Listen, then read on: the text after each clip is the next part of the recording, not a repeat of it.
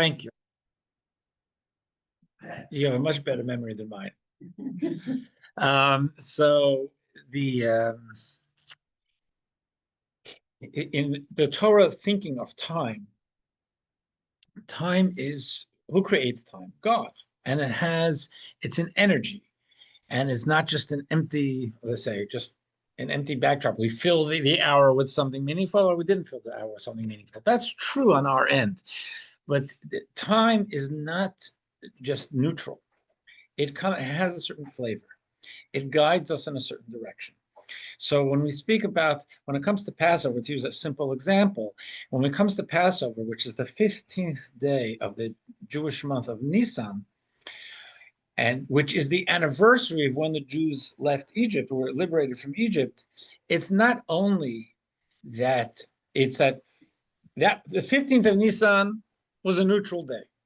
And 2,500 years ago, there was, or more, I'm sorry, 3,300 years ago, there was an event, and we're recalling the anniversary.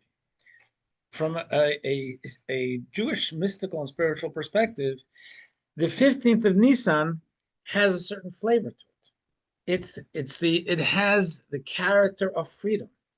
And that's why that was what part of the equation that enabled and facilitated the exodus of the Jews on that day. In other words, it's not an anniversary, or the thing is, it's true. Say, oh, this is the day that happened. But from a Jewish spiritual perspective, that's kind of looking from the outside in.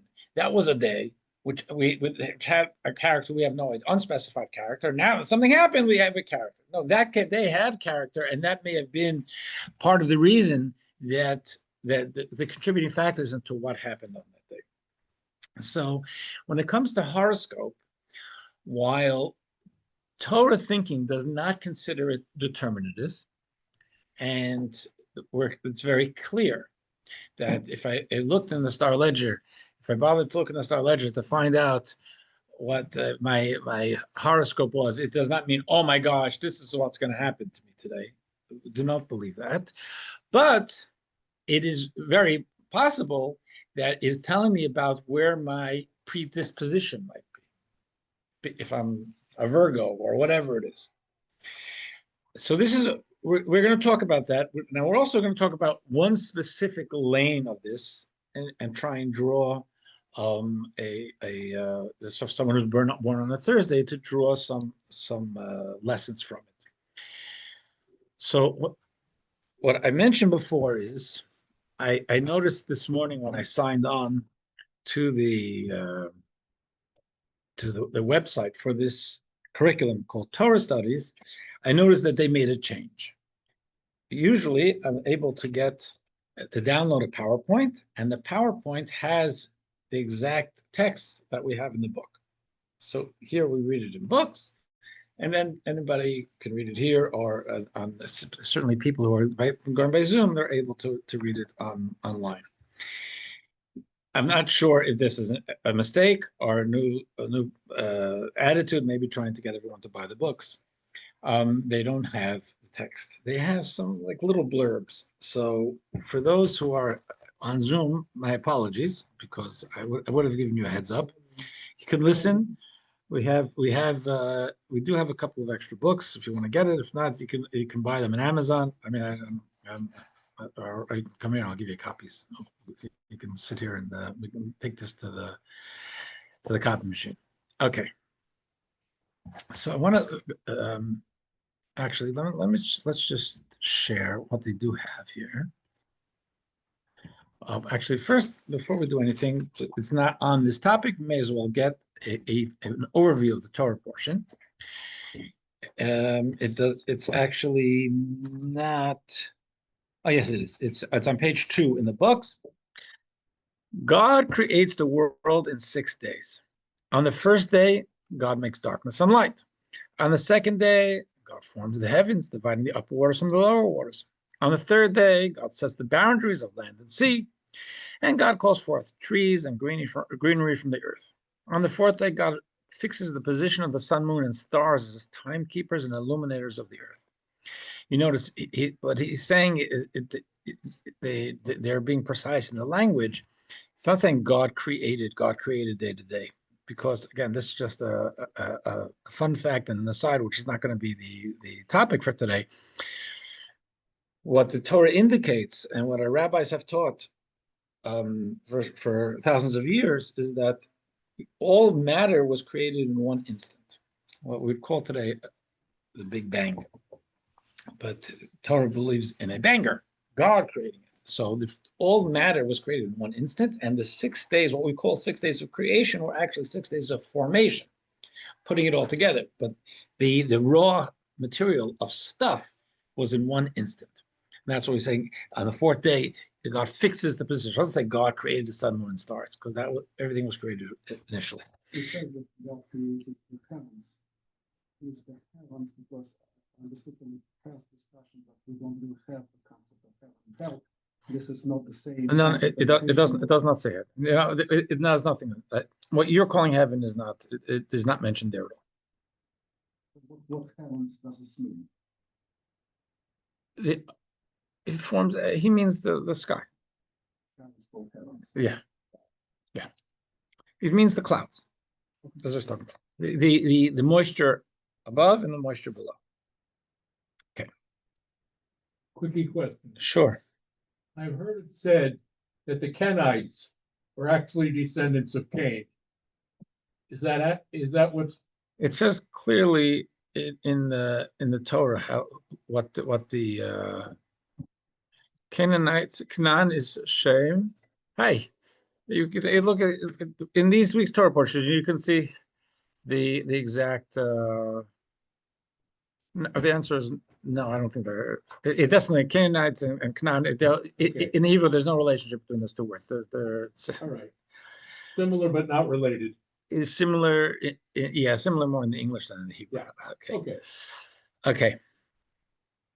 So then it says Adam and Eve. No, further. Land animals and the human being on the 6th. God sees his work on the 7th day and sanctifies it as a day of rest. The second column. God forms the human body from the dust of the earth and blows into his nostrils a living soul. Originally, man is a single person, but deciding that it is not good for the human to be alone, God takes a side from the man, forms it into a woman, marries them to each other. Okay, this is yes. Okay. Yeah. One verse in Genesis says man and woman were created, and then another verse says woman was created from. So they conflict with each other. So like how do we interpret that there's two separate verses that are not saying the same? Well, it's first of all, in the Hebrew, it's not as stark as that, but there's chapter 1 and chapter 2, and chapter 2 it really elaborates on just one line in chapter 1. In other words, chapter 1 goes through just the general creation, and chapter 2 focuses on the creation of humanity. And from the nuances of how that's described, which is an important thing to throw in here also, although it's not the subject of today,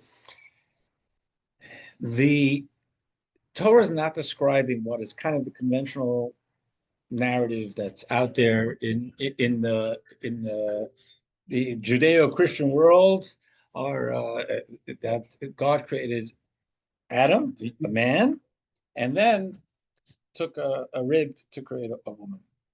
The Talmudic understanding of it is that God, the first human being, was really a consummate human being, a quintessential human being, which had both masculine energies and talents and feminine energies and talents, because we're two different soul types, and we each have something to bring to the world.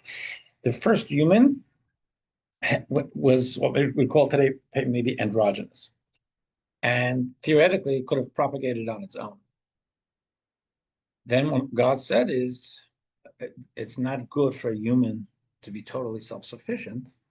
It's good to have the humility of knowing that I need someone else in my life. And therefore God said, I'm going to split into two. So the Hebrew word that's translated as rib, which is a correct translation in certain contexts, the same word actually means a side, like the side of a house. So it said, what the Talmud says is don't read it as rib, read it as side. It's a two-sided human being, male, female, so to speak, So two-sided. what does the Hebrew say in the prior verse where it says men and women were created in a day? It says they're, what do you mean? It says they're both created, yeah. So how can I keep it bottom? He created man and woman, or masculine and feminine. Yeah, yeah. It it said the Hebrew language of it indicates that God created one, but that one was masculine and feminine. So it's like the question would be, well, was it him or was it them? The answer is it wasn't a him, it was an it, that was them. And then God split into two different types of human beings. I think she's asking first the chicken or the woman. I mean, the man. No, even so my response is that the first one was not a man, androgynous. Was Adam was not a he. Adam was an it. And then Adam means a person. very trans type of LGBTQ. Type of No, situation. because Adam have an X and Y. Okay. Did you know that? Okay. Okay. We get interesting takeaways from this class. You wouldn't believe what the rabbi said today. Okay, so the second paragraph in the middle column. Adam and Eve are placed in the Garden of Eden, and they're commanded not to eat from the tree of knowledge of good and evil. The serpent persuades Eve to violate this command. She shares the forbidden fruit with her husband. Because of their sin, it is decreed that all humans will experience death. They would have been immortal before, returning to the soil from which they were formed, that all gain will come only through struggle and hardship. Adam and Eve are banished from the garden. This is all great stuff for conversation. As I said, we're not talking about any of this today. We're just taking a little tour here. Eve gives birth to two sons, Cain and Abel. Cain quarrels with Abel and murders him and becomes a ruthless wanderer. A third son, Seth, is born to them. Seth's eighth generation descendant. Noah is the only righteous man in the corrupt world. Okay. Now, what I mentioned before is that, I just want to see who's online because I had to say it again. No. We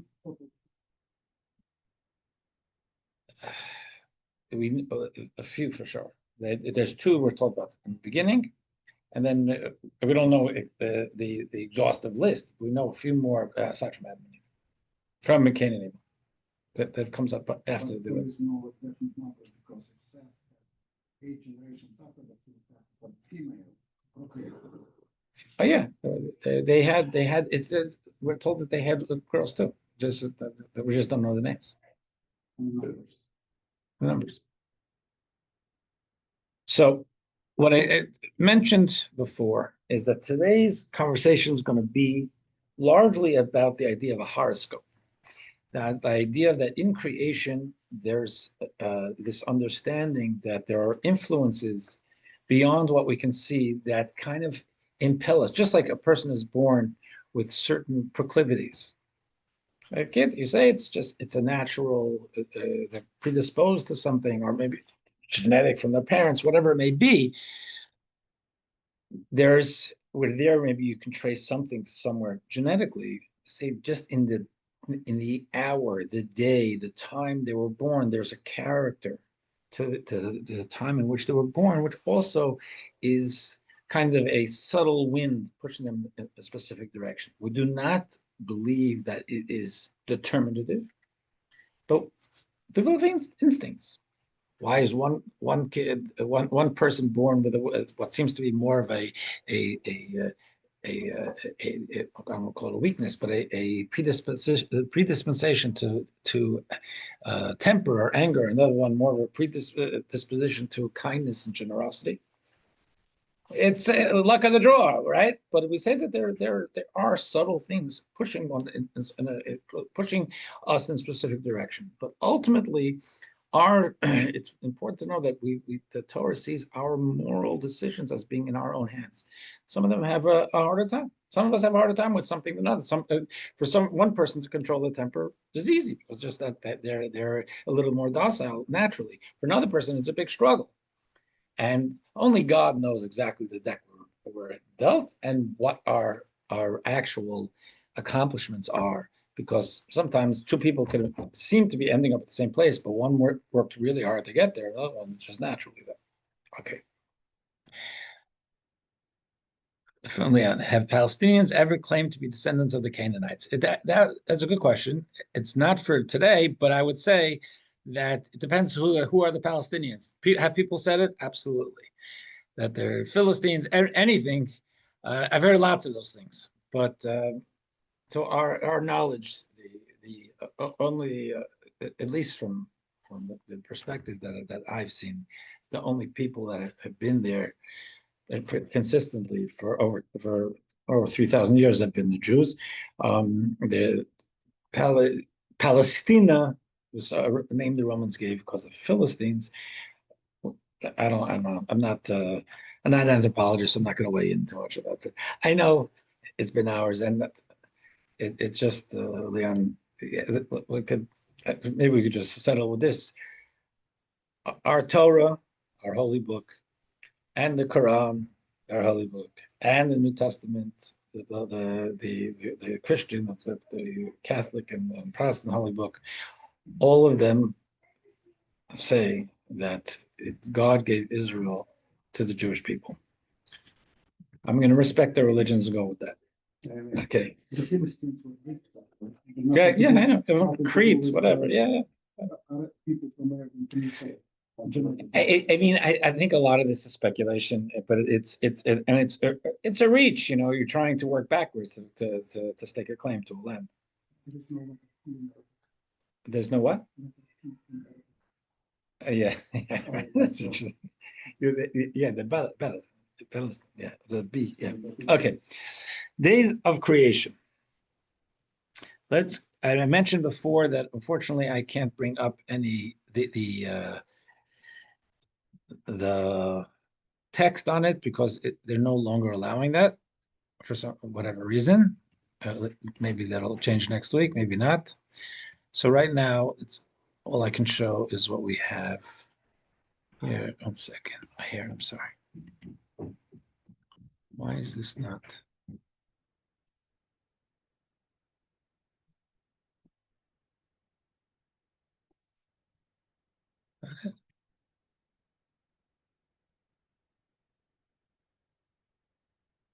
Why would this not be showing? Let me stop the show.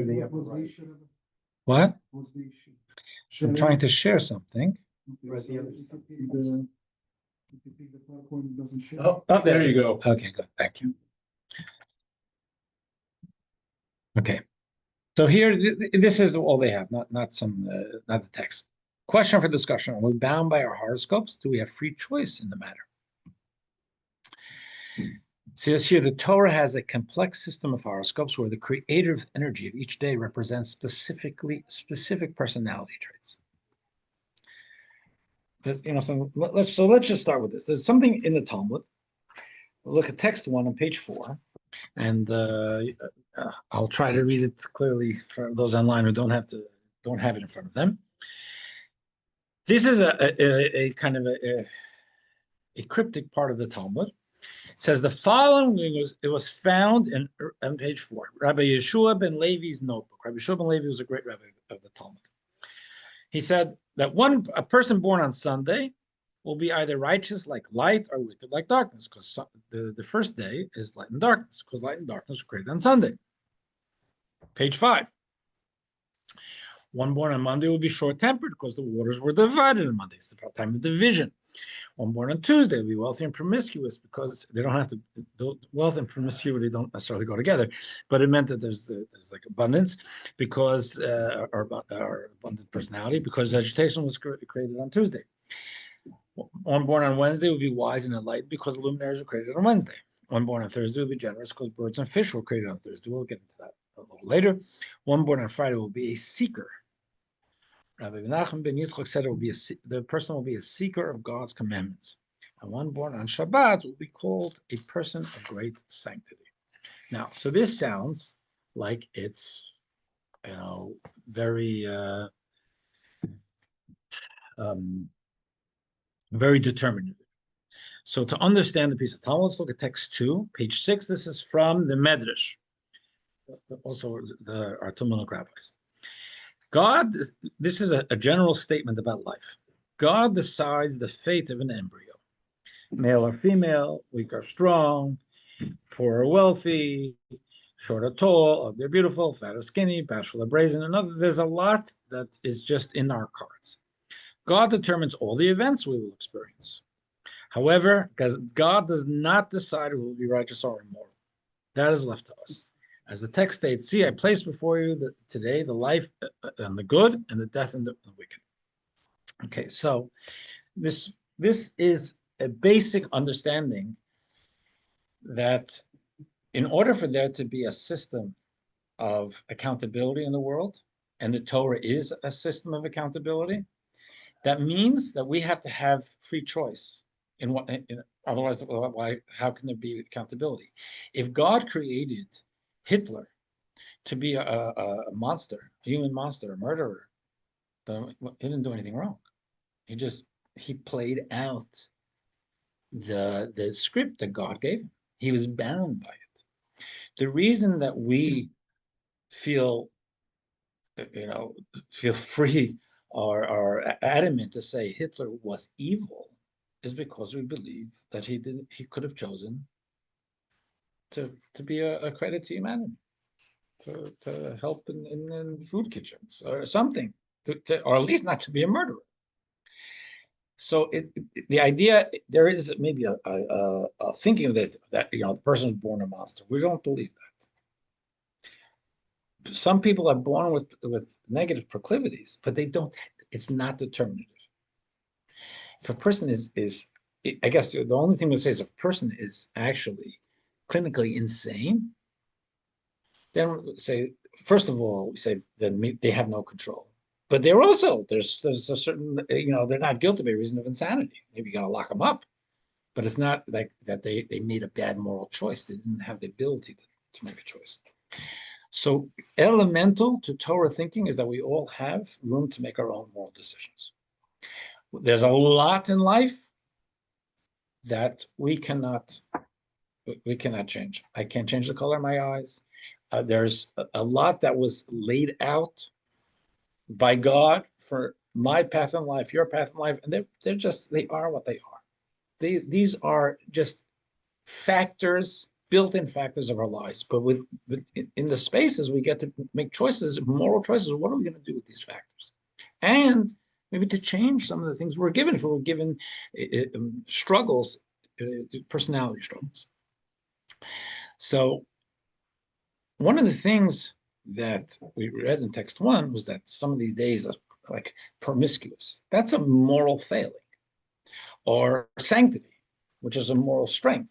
So the idea that someone born on a certain day, this promiscuity, like these people, someone like that, one might say they're chained to that.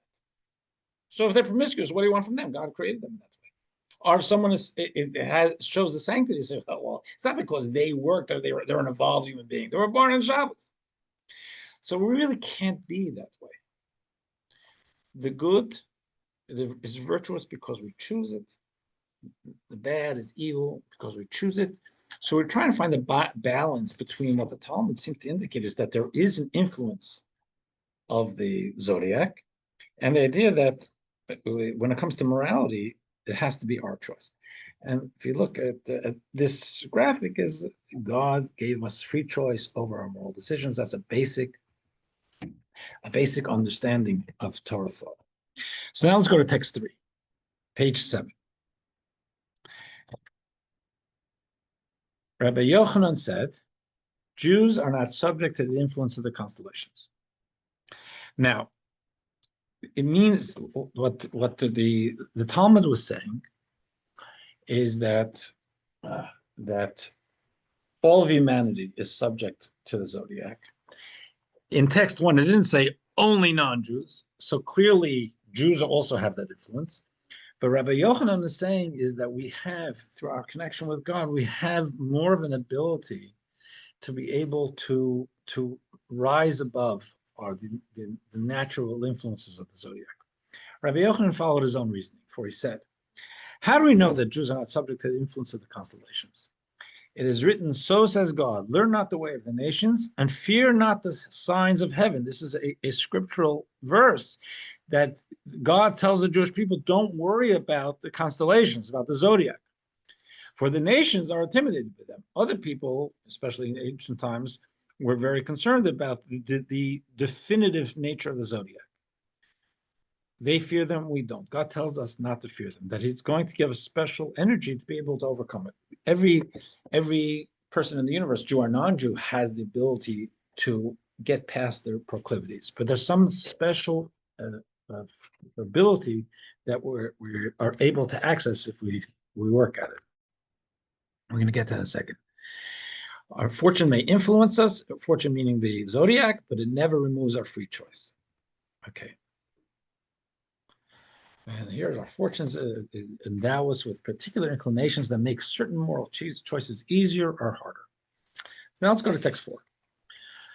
A person, this is Maimonides, a person can't be born virtuous or wicked. As being born skilled in a specific trade is impossible. Person is, his example is you're not born a cellist. You're born with a predisposition, perhaps, that you have to work on. The idea of our own moral character is not built in. However, we can be born with dispensations for specific vices or virtues. So these would come more easily to us than other endeavors. Yeah, some people are born more predisposed to, let's say, to temper, some people less. For example, people born with a heated temperament are likely to be brave because they're inclined toward bravery. If they're trained to be courageous, it will undoubtedly come to them quickly. People born with a more reluctant temperament are inclined toward cowardice and fear. They will gravitate to it quickly if they're taught to be fearful. They can become brave warriors, but only with much exertion. And should they grow lax in their training, they will undoubtedly revert to their natural cowardice. So we can overcome our nature, or we can channel our nature. A person who's born more fearless, and I've seen that, I have 8 kids, you see differences, and I don't know why one ends up with one temperament than another, but it can be channeled maybe in an aggressive or hurtful way. It can be channeled in a constructive way, or it can be overcome if necessary. So here we're going to look in text 5. This is not meant to be a political thing here. It's called a Jewish trump card. Okay, forgive that one. Transcending natural. This is about the transcending or natural inclination. Text 5 on page 9. When Jews perform God's will, they need not fear any of these. As it is written, so says God. Oh, did I read that already? I did that already. I'm sorry. Text 6a. I didn't do it. I'm sorry. And when Jews perform God's will, they need not fear any of these, as is written. So says God, learn not the ways of the nations, fear not the signs of heaven, for the nations are intimidated by them, and they fear them, we don't. Okay. So in other words, we don't have to worry. There is this idea that God helps us transcend our natural inclinations. How so? We find in the Talmud, commentary in the Talmud says that prayer and merit can change our fortunes for the good. If I have my children, I pray that my children grow up to be good, constructive human beings. And maybe I see that one's more aggressive than the other, whatever, stealing their siblings' fire truck, whatever is going on. So we pray for them. And merit. What's the merit? Text 6b says from the Rebbe, the only way to fulfill God's supernal desire is by loving God with all our might. What does the merit mean? It means that we recognize that we're here for a purpose, and we recognize that God gives us our lives, and that God gives us the elements of our lives, and especially if I'm looking at my own personality, or I'm looking at my child's personality, and I'm caring about it. It's not just about that I don't want him to embarrass me, or that I don't want him to end up being punished or having trouble with the law. It's my connection to God that I want to be part of a contribution to the world through my personality and the personality of the ones I'm responsible for. And that's called loving God with all our might, saying that's the primary thing. I want to be able to be a conduit for what God wants of me. Acts designed to stimulate radiance from above must reflect the radiance we seek to promote.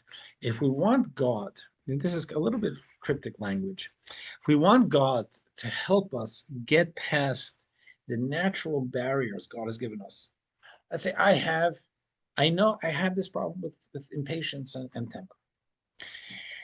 And so I see that in me. So I can work on it. I can speak to a therapist. I mean, there's a lot of ways, and I should work on it. If that happens, doesn't have to be my advice particularly, but it's an easy one to talk about. So because it's not my advice. But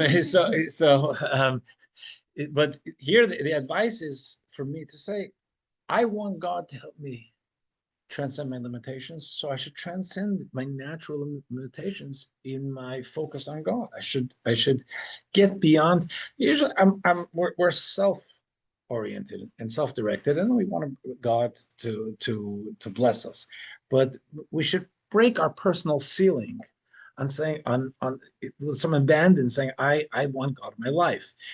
When I break my boundaries and my connection with God, God will help me transcend my boundaries in this case when it comes to my impatience or temper. Acts designed to stimulate radiance from above. In other words, radiance that will be help transcendence, help me where God will help me transcend my limitations, must reflect the radiance we seek to promote. I'm trying to promote that. I need to mirror what I want from God. Therefore, the only way to draw down God's unbounded desire, which transcends all limitations, is by loving God with all our might, tapping into our endless passion for God. There's no such thing as endless, but it means to break your personal limitations. Text 7 on page 11. I don't know where this is up to. Oh, here. Here it says, when we fill God's will without hesitation, which is a little differently framed than it was here, we merit his help to transcend our natural inclinations. If someone needed help today, or we're going to make a blessing after the class on the Lulav and the Esrog on this, and maybe I'm busy and I know someone in Sterling needs it, maybe, say, I don't got time to save the world, but something, for God's sake, for what God wants of me, I'm going to break my limitations. That triggers a mirror effect within God. Text 7. Non-Jews can also overcome the natural inclinations. This isn't a Jewish thing. Nevertheless, they are subject to these natural forces, and overcoming them entails much effort and toil. We all have a problem. If we have a natural predisposition, it's not easy to overcome it. But we have a certain lane that can help us in the way when we break we transcend our commitment to God. God helps us transcend these things. Follows that the nations have reason to fear the natural inclinations, because if I'm born a certain way, they and we both have a reason to say, "Oh, this is my destiny, that I'm always going to have a temper." But we should see that Jews have a different possibility here to be able to get help. When we increase our commitment to God and transcend all our natural limitations from performing God's will, we transcend nature's grip and its heavenly signs, the astrology. Therefore, we have no reason to fear our natural inclinations. Not only can we overcome them with terrific effort, as all people can, but here we need not be concerned with them in the first place. We just need to be concerned to focus on our connection with God. So we'll get to that in a second. Okay, text 8a on page 12. Now we're going to get to the idea that fish, we said a person born on a Thursday is a predisposition to generosity, to giving, and that's why it's in Talmudic advice is to ideally have a wedding Wednesday night, which is the beginning of Thursday, which is obviously not done that much, but I'm talking about for a couple of thousand years, because it's a time which it lends towards this idea of generosity of spirit, which is what they would want in a wedding. in a couple. Text 8a. Personally, I got married on a Sunday, so. I- Yeah, Okay, so when it says, we transcend all our natural limitations when performing God's will. yeah.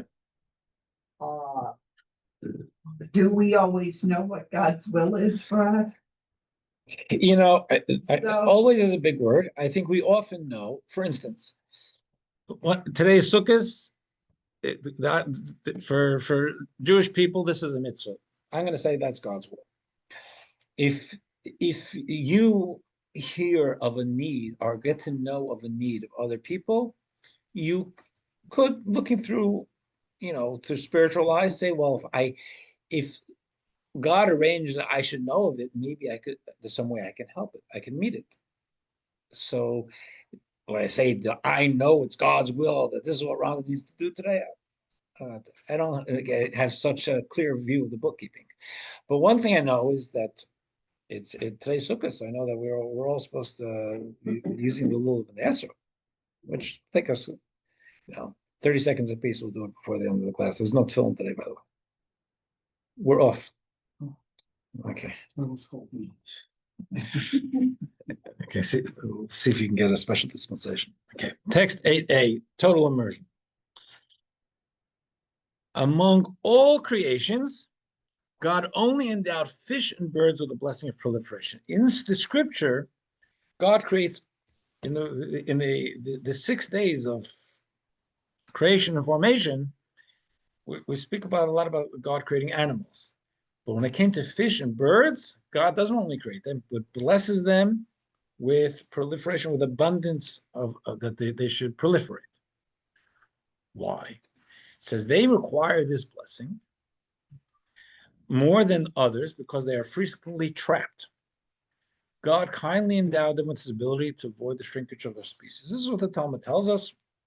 God gave a special blessing to birds and fish since they are often preyed upon by humans and other animals, and therefore there should have an abundance in their proliferation so that they can replenish their numbers. So there's a kindness element in the creation on Thursday, on the 5th day of the week, for birds and fish. In text 8b, humans were also endowed with the blessing to proliferate, which was on the 6th day. However, the blessing to the fish exceeds that of the human. It's more emphatic language. That is why fish are the most prolific species in all of nature. In the language of the Torah, the most explicit and expanded blessing of proliferation goes to fish. The fish are the seeds of the water. And so there's God, it's an expression of God's generosity to the fish species because people fish. But it means that there's a special pulsing of God's kindness on the 5th day of creation. And that's, like I said, that's why it was the Talmud suggests getting married on a Wednesday night, because that's Thursday. So it's a day of divine kindness. So now we're going to talk a little bit about divine kindness. Let me look at this.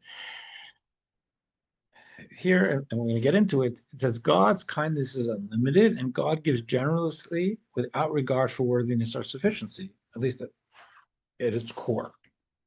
So let's read this in text 9 on page 13.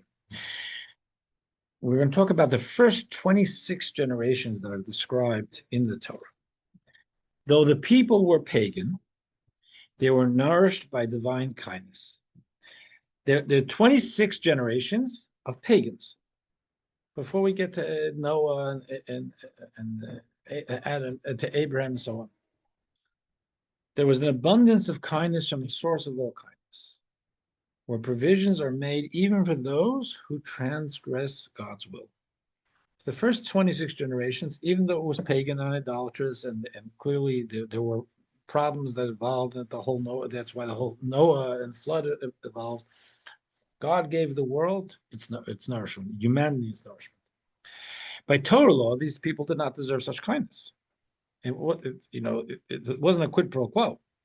There's an engagement of God where the way we live is how we open ourselves up to blessing. That's not apparent from the first 26 generations of the world. This is because the Torah emerges from divine wisdom, where there are limits on how and to whom kindness should be shown. One who obeys God deserves divine kindness. One who transgresses does not.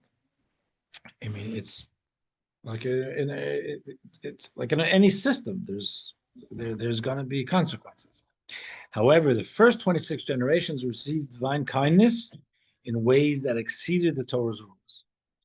They received an abundance of kindness despite their barbarism and paganism.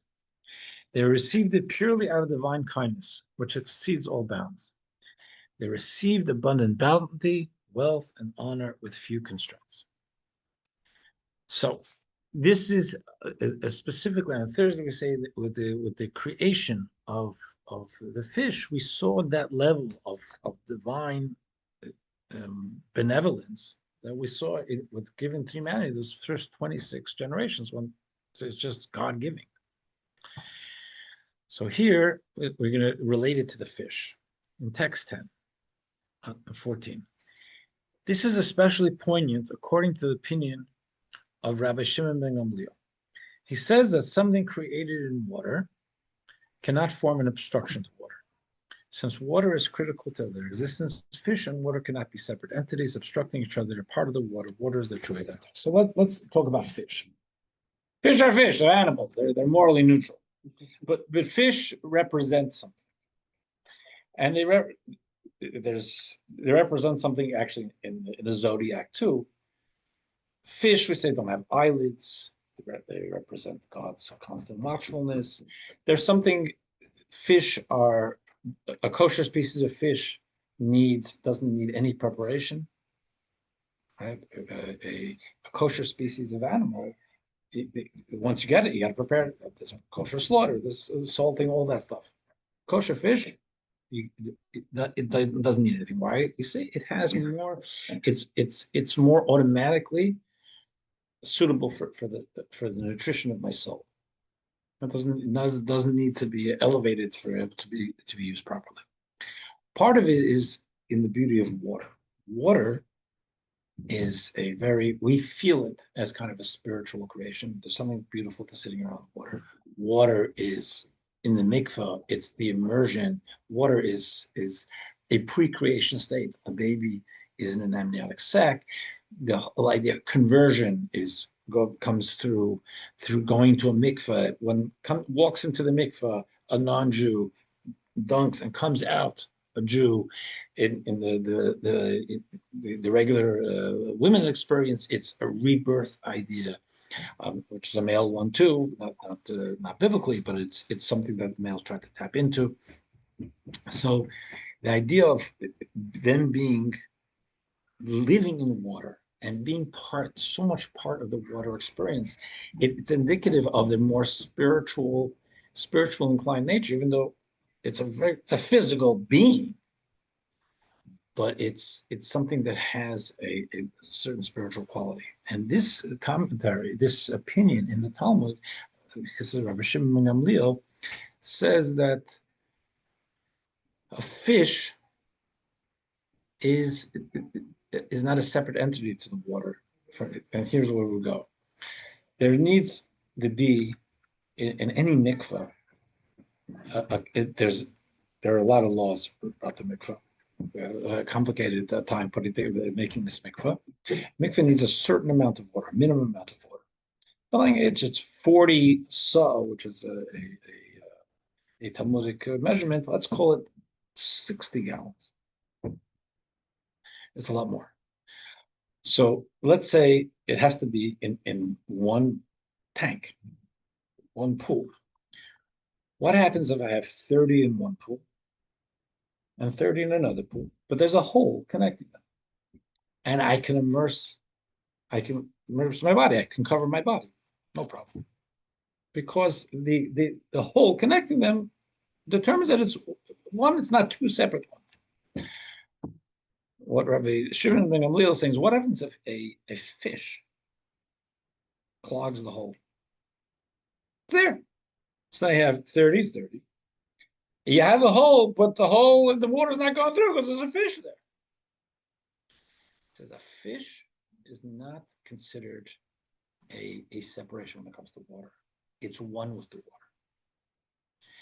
So from his opinion, he says it's so bound up with the water, and obviously it needs water to live, and all the things we can observe. He says even in Jewish law, spiritually, the fish is itself bound up in the water.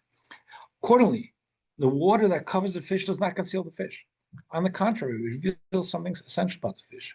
When fish are hidden in water, we discover that water is their true identity. The spirituality of water shows us what the fish is, because the water is the spirituality. You wanted to ask something, right? But it's a more spiritual entity. Even when we look at the narrative of creation, it doesn't say that God created water. It's in the beginning of God's, the proper translation of the first in the Torah is that in the beginning of God's creation of the skies and the earth, and where the world was unformed and was covered, and the waters covered the deep.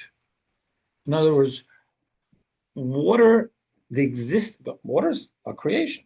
God created water. We don't believe not. But the creation of water is before the curtain opens on the Torah. It's like an initial pre-creation idea. It has a reflection of godliness, which is one of the reasons that water gives life. God gives life. Plant life needs water. We need water. There's a certain very, very spiritual, godly ingredient to it, and fish being so one with water are an indicator of the fish's these special, called the more spiritual character of fish life. Yeah, what were you gonna ask? Were you gonna ask something? No. Okay. Everybody should have a fish tank. Sponsoring Is that a good thing? a fish tank? Yeah. I don't know. Because you're trapping a fish. I'm not sure. I used to have one. I'm just curious. I also used to have one. I had goldfish. I don't know. They're not even kosher. No. I had a tank full of the fancy goldfish. I'm not. I'm not for or against. Just if you have them, just treat them well. Text 11a. Actually, let me see what this has. Fish have a unique quality. They are fully immersed and merged with the water, their source of life. And he's saying, just as fish are united with their source, the water, we can become united with our source, God. So here, look at text 11a on page 15. Follow God, your God. I don't like the word fear, but respect him, observe his commandments, hearken to his voice, serve him, and attach yourselves to him. What is attaching? How do you attach yourself to God? So the primary commentary on the Torah, Rashi, he writes, attach yourself to him, attach yourself to his way. Bestow kindness, bury the deceased, visit the ill, just like God. He's saying, be like God. What does be like God mean? We have a few examples. The Torah says that God was kind, we get to be kind. God buried the dead, let's say with Moses, good, do that. Visit the ill like he did to Abraham, do that. The main thing is to just like God. Recognize that each of us has a divine mission in the world, and we should look at our things as being not about what we want to achieve, but how we want to be a clear conduit for God's work. So what is just like God? Text 12. Rising to the level of unlimited kindness that emulates divine kindness requires complete submission to God. This was Rashi's intent when he commented on the passage. Attach yourself to him. Rashi said, attach yourself to his ways, bestow kindness just like God. What does just like God mean? Attach yourself, being genuinely attached to God means that we're focused on God and not on ourselves. So we automatically begin to practice kindness just like God without limitation. This is something we can look, any person, let's say when they're in a leadership position, and we're all in leadership positions in our lives at some level or other, sphere of influence. It could be here, I have authority. I have the say. I get to tell people what to do. Or to say, no, it's not about me and my authority. It's about me and my divine mission to try and guide my sphere of influence where God wants them to be. It's very different. It's not, that's why when it comes to I don't want to talk too much about it. It's fraught to get anywhere near politics today. But the idea of speaking about leadership as we call it leadership, I think even in the founding fathers or our founding documents, the way it was seen, it was not that now you get to be the boss and tell us what to do. You're what we call a public servant. It's about you being that you have submitted yourself and say what's driving you is the public welfare, and you're putting aside your own need. There we go. That's okay. We're putting aside what we personally want to do today because it's about the public welfare. That's what leadership is. That's what the Torah leadership is, and really in our own lives also. It's the idea of opening ourselves up to be conduits for who God wants us to be. And in this case, we're talking about sharing God's kindness. All right. So that again, I am sorry that we didn't have the text today. I don't know if that's something they're going to fix because I didn't even ask them yet, or we're gonna. If anyone wants to get a book, I can help you get a book. If not, it'll go the way we usually do. Okay. Yeah, the books will put it on the side. Yeah. Thank you. So this week, Monday night, Tuesday, Wednesday are holiday. Shmini Atzeres, Simchas Torah. Shmini Atzeres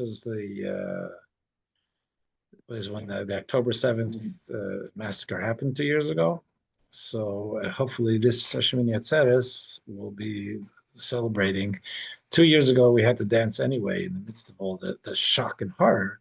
Hopefully we will have a good reason to dance because they'll all be back by then. Have a great week. You too, Rabbi. Thank you.